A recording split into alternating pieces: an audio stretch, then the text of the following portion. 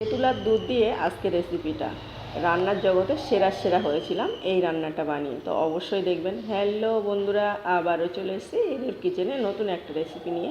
আশা করছি আজকে রেসিপি সকলের ভালো লাগবে। ভালো লাগলে লাইক কমেন্ট শেয়ার করে আমার পাশে থাকার অনুরোধ রইল। দেখুন আজকে ভালো লাগবে না এমন কেউ নেই। আর রমজান মাসে এই রেসিপিটা একবার হলেও রাখবেন। সেদিনে ভাত সবাই বেশি করে খাবে, অন্য কোনো সবজি লাগবে না বা মাছ মাংস লাগবে না। এটা এতটা মজার হয় আর আপনার দেখলে বানাতে ইচ্ছা করবে। আশা করছি দেখেই বুঝতে পেরেছেন যে কতটা লোভনীয় হয়েছে। আমি প্রথমে যেমনভাবে বলেছিলাম যে দুধ দিয়ে আর আমি তেঁতুল দিয়ে রান্না করব। তো দুধের সঙ্গে আমি প্রথমে নারকেল ভেঙে নিয়েছি, ভেঙে মিক্সিতে গুঁড়ো করে নিয়েছি। তাহলে কি হয়, এটা দুধটা ভালোভাবে বার হয়। কুড়ে নিলেও হবে। তারপরে আমি এখানে তেঁতুল যেটা বলেছিলাম, তেঁতুলটা নিয়েছি। তেঁতুলটা দানা ছাড়িয়ে নিয়েছি আর ছোট্ট একটা বাটিতে এক বাটি নিয়েছি। আর এখানে দুধটা বার করে নিয়েছি। তারপরে আমি দেখাচ্ছি যে তেঁতুলটা দিয়ে দিচ্ছি।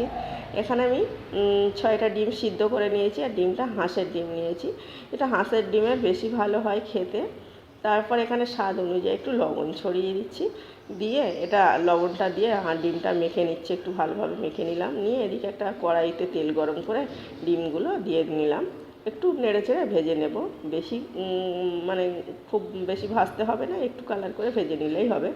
তো দেখুন আমার ভাজা হয়ে গেছে, ভেজে তুলে নিচ্ছি। তো এগুলো খুব বেশি কালার করিনি, মোটামুটি কালার করে তুলে নিলাম। এখানে আমি সেই কড়াইতে আমি আবার পরিমাণ মতো একটু তেল দিয়ে নেব। তেলটা কিন্তু আবারও বলছি খুব বেশি দেওয়া যাবে না, এই রান্নাতে তেলটা কম লাগে। তো আমি এখানে কতটা বলবো, হাফ কাপের থেকেও একটু কম তেল দিলাম। যেহেতু খেলানো কড়াইটা বলে একটু বেশি মনে হচ্ছে, একদমই বেশি নয়। তারপরে আমি এখানে একটা গোটা তেজপাতা, দুটো দারুচিনি একটু ভেঙে দিয়ে নিলাম। দেখুন তারপরে যখন ওটা ভাজা হয়ে গেছে, তারপরে এখানে দুটো পেঁয়াজ কুচি দিয়েছি। পেঁয়াজটা কিন্তু নিজের পছন্দ অনুযায়ী বেটে নিতে পারেন বা এমনি এমনভাবে দিলেও কোনো সমস্যা নেই। তারপরে পেঁয়াজটা যখন ভালোভাবে লাল হয়ে গেছে, তখন আমি একটু আদা রসুন পেস্ট 1 টেবিল চামচ দিলাম। দিয়ে সামান্য একটু হলুদ গুঁড়ো আর একটু লঙ্কা গুঁড়ো হাফ টেবিল চামচ করে দিয়ে নিলাম। হাফ টেবিল চামচ জিরে আর মরিচের ভাজা গুঁড়ো, ভেজে রেখে গুঁড়ো করেছি, কাঁচাটা দিইনি। দিয়ে আবার একটু কষিয়ে নিচ্ছি। এই মশলাটা কষাতে গেলে একটু 1 টেবিল চামচের মতো আমি জল দিয়ে নেব।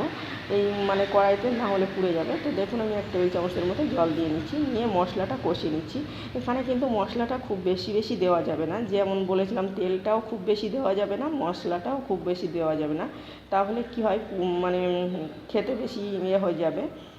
তারপরে আমার লবণ দিয়ে নিলাম স্বাদ মতো। লবণটা পরেও দিয়ে নিতে পারেন। আর নারকেলের দুধ বলে ভিতরটা বেশি জল লাগছে, তো কোনো ব্যাপার নেই, এখানে নারকেলের দুধ দিয়ে নিলাম। এখানে আমি 2 কাপের মতো দুধ দিয়ে নিয়েছি। এটা কিন্তু যে কোনো লিকুইড দুধও দিয়ে নিতে পারেন। তারপরে দুধটা দিয়ে ভালোভাবে বলক চলে আসলে ফুটে উঠেছে আবার ভালোভাবে, একটু নেড়ে চেড়ে দিয়ে তারপর যে ভেজে রেখেছিলাম ডিমটা আমি দিয়ে নিলাম।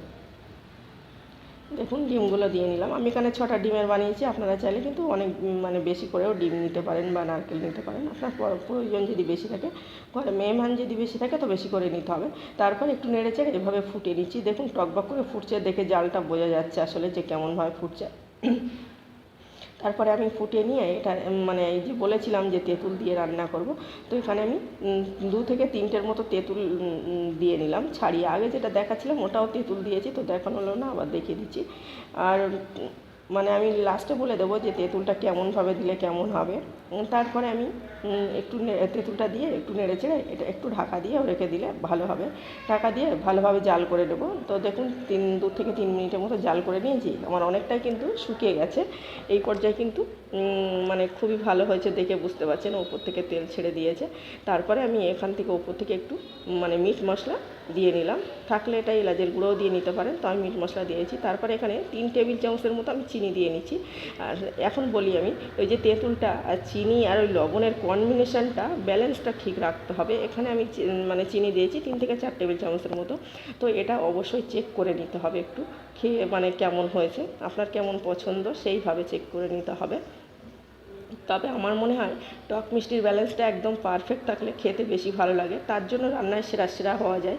কিন্তু এই ব্যালেন্সটা ঠিক না থাকলে কিন্তু খেয়ে মানে তৃপ্তি পাবে না। তারপরে এখানে আমি একটু কিশমিশ ভিজিয়ে রেখেছিলাম, তো সেটা দিয়ে নিলাম। তো চাইলে কিশমিশটা বেটেও দিতে পারেন। আর আমি আবারও বলছি যে কিশমিশটা কিন্তু লাস্টের দিকে দিতে হবে, না হলে কিন্তু তলায় ধরে মানে পুড়ে যাবে, খেতে ভালো লাগবে না। তারপর কিছুক্ষণ জাল করে একটু শুকনো শুকনো করে দেখুন আমার কিন্তু রেডি হয়ে গেছে। এখন ওপর থেকে পেঁয়াজ বেরেস্তা একটু ছড়িয়ে দিয়ে আমি নামিয়ে নেব। এটা কিন্তু অসম্ভব মজার হয়েছে, দেখে বুঝতে পারছেন যে কেমন হয়েছে।